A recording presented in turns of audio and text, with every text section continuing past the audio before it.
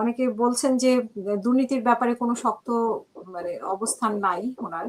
এবং কি এর আগে আসার আগে উনি বলছিলেন যে মেগা প্রজেক্ট করবেন না মেগা দুর্নীতি এড়ানোর জন্য। তো সেটা আপনি কিভাবে দেখছেন? কারণ দুর্নীতি একদিনেই তো সব কথা বলা যায় না। হুম, উনি চেষ্টা করবেন। উনি কতগুলি আশা জাগানিয়া কিছু উনি ভীষণ দেখেছেন। যেমন উনি ফ্যামিলি কার্ড দেওয়ার কথা বলেছেন, কৃষি কার্ড দেওয়ার কথা বলেছেন, মেডিকেল ফ্যাসিলিটি দেওয়ার জন্য বলেছেন, ছাত্রদের বলেছেন বাংলা ইংরেজির পাশাপাশি অন্যান্য ভাষা শিখতে, যারা জাপানে যেতে চায়, যারা চায়না যেতে চায়, যারা রাশিয়া যেতে চায়, যারা মিলিটারি যেতে চায়, সেসব ভাষাগুলি শেখার অপশন রেখেছেন। তারপরে লেখাপড়া শিখতে কিছু বেকার ভাতা দেওয়ার কথা বলেছেন। হ্যাঁ, একবারে তো সব সম্ভব না। তা উনি যতগুলো কথা বলেছেন 100% লোককে চাকরি দেওয়া কোন দেশে কি সম্ভব? আপনি যে দেশে আছেন উন্নত দেশ, সেখানে কি 100% লোক চাকরি করে? মার্কিন যুক্তরাষ্ট্রে 100% লোক চাকরি করে? করে না। আমাদের দেশটা একবারে আমরা নিতে পারবো না, কিন্তু উনার কত পয়েন্ট উনি দিয়েছেন যা আর কোনো রাজনৈতিক দল দেয়নি। যেমন আমাদের এখন সবচেয়ে বড় প্রতিপক্ষ, আমি না বললেও এটা বলবো, যারা জোর করে ক্ষমতা দিতেছে, যারা বলে ভোট দেখ আর না দিক আমরাই ক্ষমতায় যাবো। তারা একটা কথা কি বলে, অতীতে তাদের কোনো কর্মশালা ছিল, কিছু ছিল না। তারা শুধু বেহেশতে যাওয়ার টিকিট দিবে কি দিবে না, যাবে কি যাবে, এইগুলি নিয়ে ব্যস্ত। তারেক রহমান কিন্তু সামনে অনেকগুলো পথ দেখাচ্ছেন। এইভাবে আমি দেশটিকে এগিয়ে নিতে চাই। এবং জাতীয় নেতার কথা আমার ভাই পাটোয়ারি যেটা বললেন, পাটোয়ারি অনেকগুলি কথা বলেছেন। আমি কথাগুলিকে আমি আমি ইয়ে করি, একমত তার কথা। যে কে কি করেছে না করেছে এগুলি যেমন জানতেও হবে, ঠিক তেমনি ভাবে আবার কিছু কিছু ব্যাপার আছে, এগুলো অনড় থাকলে দেশটাকে এক জায়গায় নিয়ে আসার ক্ষেত্রে কিন্তু অনেকখানি বাধার সম্মুখীন হতে হবে। সব দিক দিয়ে মিলিয়ে কিন্তু সামনের দিকে এগিয়ে যেতে হবে। একরোখা হলেও চলবে না, আর সব ভুলে গেলেও চলবে না। মাঝখান দিয়ে সামনের দিকে দেশের জন্য, জাতির জন্য যেটা ভালো, সেই কাজটি আমাদেরকে করতে হবে। এবং তারেক রহমান এসে যে কতগুলি জিনিস উনি করেছেন, এটা তো একটা দৃষ্টান্ত। উনি দীর্ঘ 17.5 বছর দেশের বাইরে ছিলেন। উনি দেশে এসে প্রথম কিন্তু উনি মাটি স্পর্শ করেছেন। মোজা জুতা খুলে উনি খালি পায়ে মাটিতে নেমেছেন, সেখানে মাটি স্পর্শ করেছেন। এটা একটা অনেক বড় ধরনের একটা আপনার ওনার এটা এটা এটা ইচ্ছা করলেই এটা করতে পারে না। এটা হয়তো আল্লাহর পক্ষ থেকে বা তার আন্তরিকতা, তার মানসিকতার কারণে এটা সম্ভব হয়েছে। ওনার জন্য একটা বড় চেয়ার রাখা হয়েছিল। উনি কিন্তু মঞ্চে সেই বড় চেয়ারটায় বসেননি। উনি একটা সাধারণ একটা চেয়ারে কিন্তু বসেছেন। এবং উনি আজকে যেভাবে উনি আজকে বাজারে এসে ওর একটা পর্যায়ে গিয়ে উনি উঠে পড়লেন আইল্যান্ডের উপরে জনগণকে দেওয়ার জন্য। এখন ওনাকে যে প্রোটেকশন দেওয়া হচ্ছে, উনি যেটা বললেন, সেনাবাহিনী তারেক রহমানের মাজা ভাঙেনি, ভেঙেছে সেই সময় সেনা সমর্থিত একটা সরকার ছিল। তার কিছু কুশলী যারা ছিলেন, মাসুদউদ্দিন বলেন, মঈনুদ্দিন বলেন, ফখরুদ্দিন বলেন, সেই সময়কার কিছু সংখ্যক টোটাল সেনাবাহিনী আমরা কেন দোষ দেবো? আজকে যে সেনাবাহিনী, আজকে যে সেনাপ্রধান, তারা তো এখন মাজা ভাঙেননি। সেনাবাহিনীর সব সদস্য তারা আসলে মাজা ভাঙেননি। যারা ভেঙেছে তারাই দায়ী। আমি সব সেনা সদস্যকে দায়ী কেন করবো আমি? এটা তো আমার করা উচিত না। প্রথম আলো আমিও জানি, আপনিও জানেন, যেমন ছেলে তুমিও জানো, আমিও জানি জামাত শিবির পাকিস্তানি একটা স্লোগান আসছে। তা আপনিও জানেন, আমিও জানি, প্রথম আলো এবং ডেইলি স্টার বিএনপির বিরুদ্ধে যত কথা বলা দরকার তা বলেছে। আরব্য উপন্যাসে দুর্নীতির বরপুত্র স্বাধীনতা তারেক রহমানকে। এবং এই যে আপনি যেটা বললেন, আমার পাটের ভাই একটা খুব ভালো কথা বলেছেন, যে ম্যাডাম জিয়াকে বাড়ি থেকে যখন বের করে দেওয়া হলো, তখন তার বাড়িতে যেসব মদের বোতল টতল এই যে সমস্ত জিনিসগুলো দেখানো, এগুলো একটা খুব বড় মিথ্যা জিনিস, অসত্য জিনিস। ঠিক আছে, দেখানো হলো। সেই প্রত্যেকগুলি কারা? আজকে হয়তো তারা পরিস্থিতির কারণে হয়তো বিএনপির পক্ষে বলতেছে, এইগুলি না, আসলে হাবিব অবশ্যই। ভাই, হাবিব ভাই কিন্তু হ্যাঁ, একটা পয়েন্ট আপনাকে বলি, যে ওই সময়ের যে চ্যানেলগুলি বিভিন্ন মিডিয়া পত্রিকা কি করছে, নিউজগুলো নিয়ে আসক না। তারপরে সেটাই এই যে বলছি আমি। তোষামতি করছে, 4টা 5টা করে প্লট পাইছে, ওরা এখন বাইরে কেন? না, সেই লোকগুলো এটা এখন আপনার তারা তো কথায়, প্লট। আমি আপনার কথায় আসছি। এই যে যে সমস্ত সাংবাদিকেরা মাঝখানে এমন জায়গায় গিয়েছিল, প্রধানমন্ত্রী বিদেশ থেকে আসলে দেশের জন্য কি আনলো, কি হলো, কি করলো, কোনো কিছু না, প্রশংসা করতে করতে করতে করতে বলেই ফেললো যে নোবেল পুরস্কার পাওয়ার আপনার উচিত, এক সিনিয়র সাংবাদিক। এবং একই ব্যক্তিরা, একই পত্রিকার মালিক, একই পত্রিকার সাংবাদিক, একই সাংবাদিক, তারাই কিন্তু ওই জায়গায় যেত। আমি কিন্তু তখন বারবার বলতাম, আমাদের মনে আছে, আমি কিন্তু বারবার বলতাম, এই পত্রিকার সাংবাদিক, পত্রিকার মালিক, পত্রিকার সম্পাদক, এবং এই পত্রিকা যারা কাজ করে তারাই কিন্তু আওয়ামী লীগকে ডুবাবে। আমি বলেই ফেলেছিলাম, দেখেন শেষ পর্যন্ত কিন্তু তারাই ডুবালো। ওই যে চায়না থেকে ফিরে আসার পর প্রধানমন্ত্রী সাংবাদিক সম্মেলন করলেন, তখন এই যে চাটুকর ফারজানা রূপা এখন জেলে আছে, ফারজানা রূপা যদি প্রশ্নটি না করতেন এবং তার প্রভাস এমন যদি আপনার সম্পর্ক প্রশ্ন না করতেন, ওই দিনে অন্তত ওইভাবে আগুনটা জ্বলতো না। এই আমি কি মুক্তিযোদ্ধার নাতিপুতির চাকরি, রাজাকারের চাকরি, বাচ্চাদের চাকরি দেবো? কি করলো? সাংবাদিক আগুনটা জ্বালালো। এই সাংবাদিকের কথাই বলতাম, এই সাংবাদিকরাই আওয়ামী লীগকে পতনের দ্বার প্রান্তে নিয়ে যাবে। এ সত্য কথা বলে না, একদম অসত্য কথা বলে এবং তারা এমন এমন ভাবে সরকারকে মিসগাইড করে, সরকার যা করছে তা ভালোই করতেছে, ভালোই চলতেছে, এইভাবে হাততালি দিত, এইভাবে নাচতো, যে কারণে কিন্তু এই অবস্থাগুলো সৃষ্টি হয়েছে।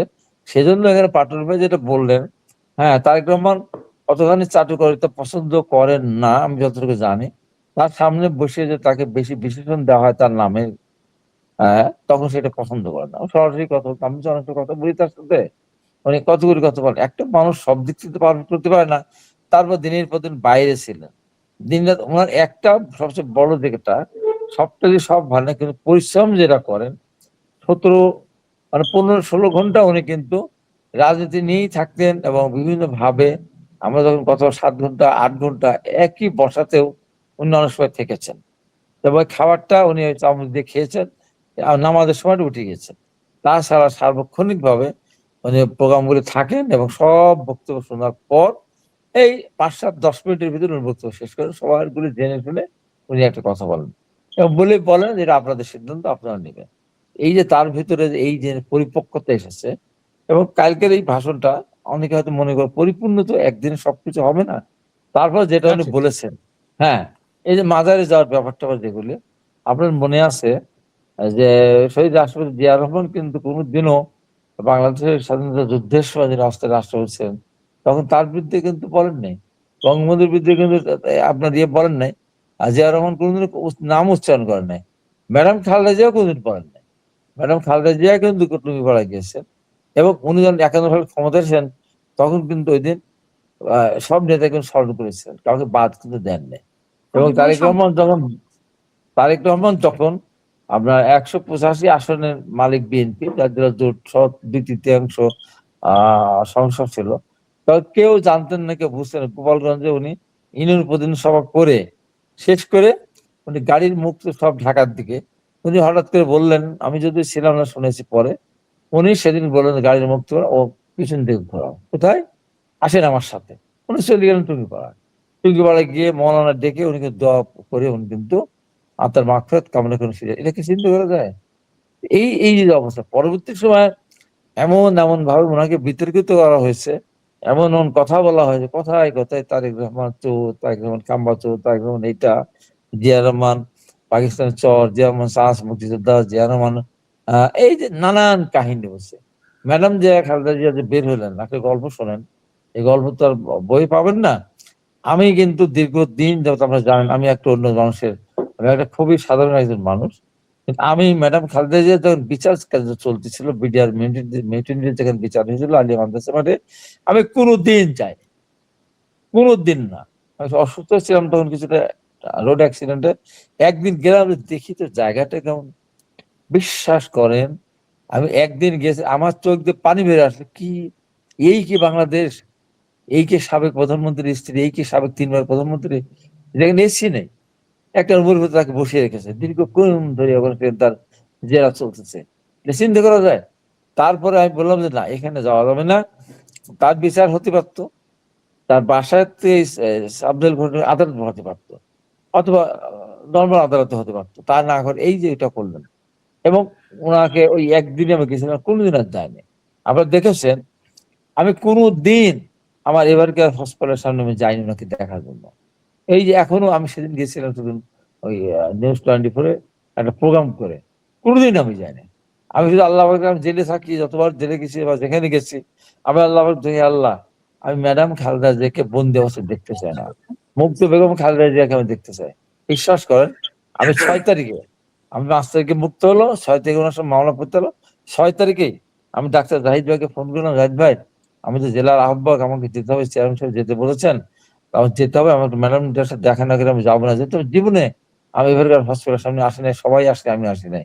আমার শপথ ছিল, আল্লাহর কাছে আমার প্রার্থনা ছিল, আমি মুক্ত বেগম খালেদার সাথে দেখা করবো। আমি গেলাম তার সাথে দেখা করতে, এবং সেদিন আজকে যে লোকটাকে বেশি পছন্দ করতেন বেগম খালেদা জিয়া, এই মামুনুল হক সাহেবেরা, ওনারা আগে ঢুকেছেন। তারপরে এখন উনি যদিও বেলাইনে চলে গেছেন, দিন দুনিয়ার কথা চিন্তা করে, যাদের কাছে বড় ছিল না, এখন দুনিয়া বড় হয়ে গেছে। তারপরে কিন্তু আমি ঢুকেছি, আমার সাথে আইনি এবং সোহেল ঢুকেছিল। প্রথম সালামটা আমি দিয়েছিলাম ম্যাডামের সাথে। কথা বলার পরে একটা পর্দা, তখন দেখে এদিকে ধরে রাখা মুশকিল, যে হাতটা তো সব বাঁকা টাকা হয়ে গেছিল, কেমন একটা আস্তে আস্তে কথা বলছেন।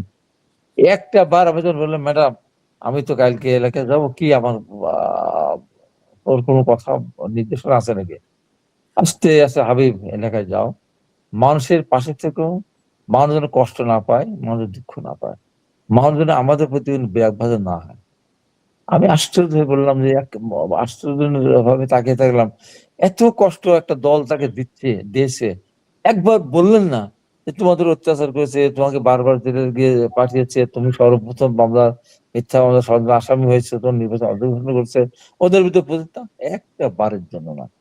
এবং উনি যে কয়টা ভাষণ দিয়েছেন, একটা ভাষণেও, সংক্ষিপ্ত ভাষণে কোন আওয়ামী লীগের নাম পর্যন্ত উচ্চারণ করে না। তারেক রহমান সেই কাজটি উনি করেছেন একবারে। এখনই ওনার পক্ষে সব মাজারে যাওয়া হয়তো অনেক বা ধন্যবাদ। সম্ভব না, হয়তো একটা পর্যায়ে করুন। তাই আমি সর্বশেষ যে কথাটা বলি, যে একটা মানুষের কাছে প্রত্যাশা থাকতেই পারে। আমাদের ৭২ সালে আমাদের প্রত্যাশা ছিল, পূরণ হয় নাই। তারপরে বর্তমান সরকারের প্রতি আমাদের প্রত্যাশা, সেটা হয়তো পূরণ হয় নাই। কিন্তু এই সরকারের কাছে আমার অত প্রত্যাশা না। এই সরকার একটা ১২ই ফেব্রুয়ারি একটা নির্বাচন হবে আশা করি, হওয়া উচিত। এই নির্বাচন করার ক্ষেত্রে আমরা হতাশা না প্রকাশ করে, এই নির্বাচনটা যদি সরকার সুষ্ঠুভাবে করে, এখন কবে দিন, কতদিন পর এই দেশের আইন শৃঙ্খলা বাহিনী শক্তিশালী হবে, পুলিশ শক্তিশালী হবে, তারপর নির্বাচন করব, অনিশ্চিত একটা ব্যাপার। অতএব ওই দিকে না গিয়ে, এখন যদি কোনো দল রাষ্ট্র ক্ষমতা নেই, যে অবস্থা হবে এই অবস্থায় সুষ্ঠু নির্বাচন হবে বলে বিশ্বাস করি। এই নির্বাচনটা এই সরকার সুষ্ঠুভাবে সমাধান করতে পারলে এই সরকার সাকসেস, এটা আমি বড় মনে করি।